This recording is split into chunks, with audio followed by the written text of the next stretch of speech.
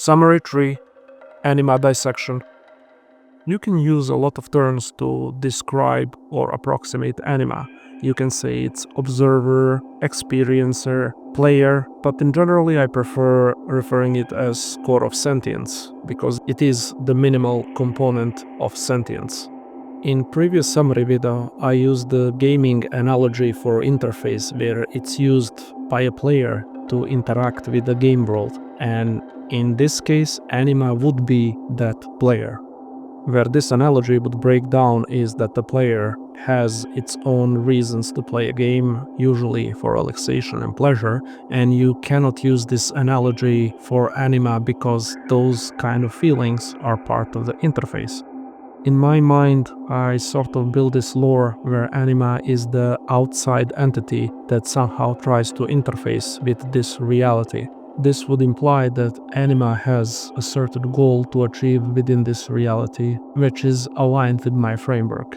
All that being said, I am a bit perplexed on how anima exploded in terms of use, as conceptually it is the worst of all the videos. It doesn't elaborate on anything new, it doesn't really define it very well, it just speculates and cowards from defining anything too precisely.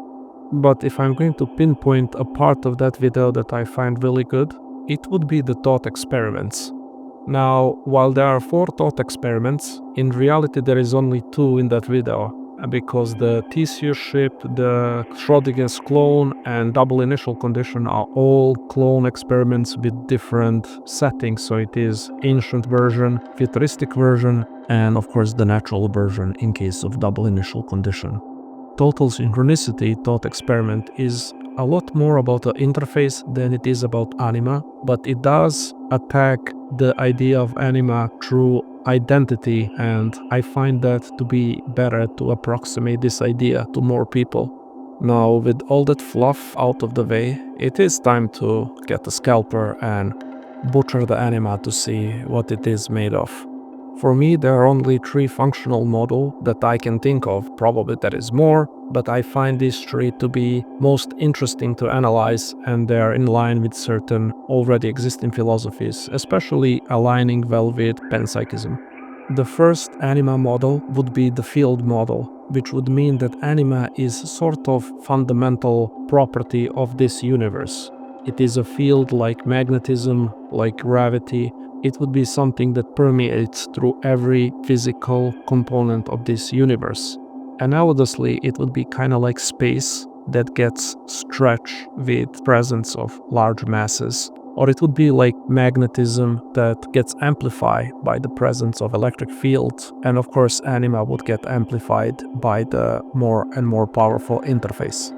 This, of course, aligns well with some of my speculation and panpsychism as well, because in this case, everything has a minimal interface. So anima is permeating everywhere, just like interface is, and it gets amplified through vessel complexity.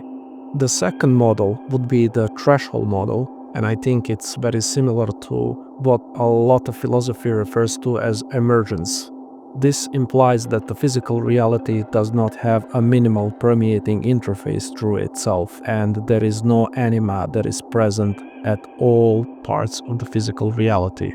In this case, you would need a set of specific conditions that would spawn anima in the physical reality.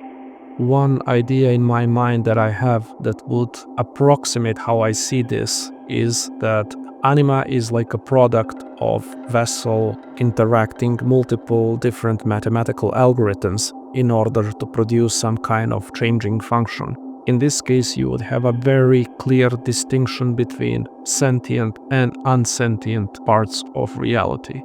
So, for instance, if this anima is created by combining some mathematical or natural constant with a certain mathematical algorithm, those constants and algorithms are of course not sentient, but when you combine them together in some functioning system, magic happens all of a sudden.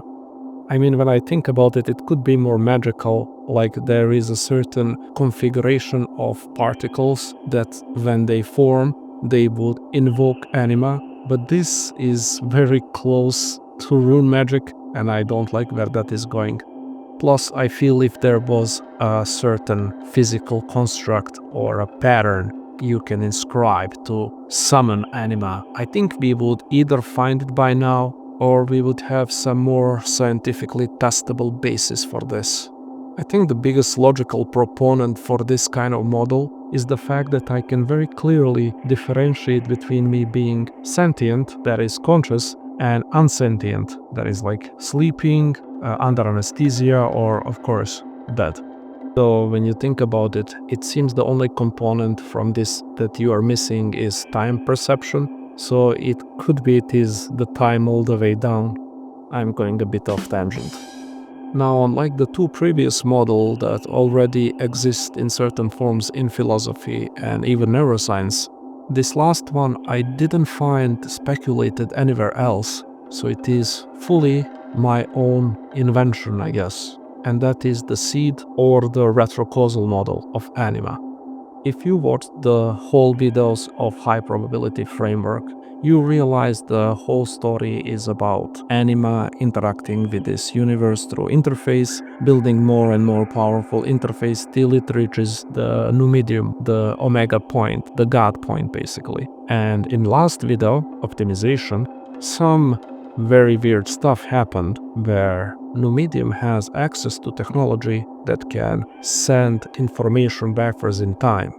Now, elaborating the full madness of the last video would take some considerable time, and I will do this in the future summaries. But basically, Numidium decides to send an initial seed to beginning of this universe in order for a timeline to unroll in exactly the same way it did till its own creation and discovery of this time-traveling retrocausal technology.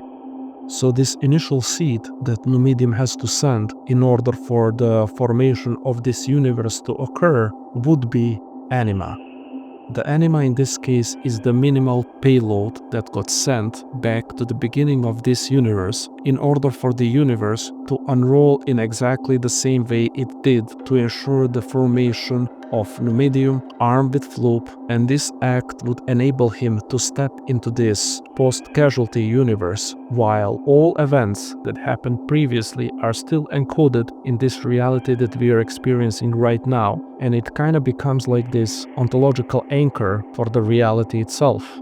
Even more strangely, in this last model, anima has both emergent and field properties, but this does imply that the time itself is just unrolled chunk of pre-recorded film. One satisfying part of this model is that kinda enables anima to have this initial agency, because it is the payload that enabled the formation of the universe that got sent from the end of the timeline. While it seems it creates a loop, it doesn't really, but it kinda creates a layer of stability that enables the post-casual universe to form. I think this is as far as I will go on elaborating this last model in this video, because the more I do it, the more schizo is going to sound. Important conclusion of this summary is that as long as we have singular sentience or a singular soul, the whole framework still stands on its own, and through game theory, logic, and some hefty speculation, we can come through some interesting conclusions about the reality, about the purpose of our existence, and how it all fits together through this concept of aligned goals that will be elaborated in some of the future summary videos. But until then, as per usual, thank you for our time.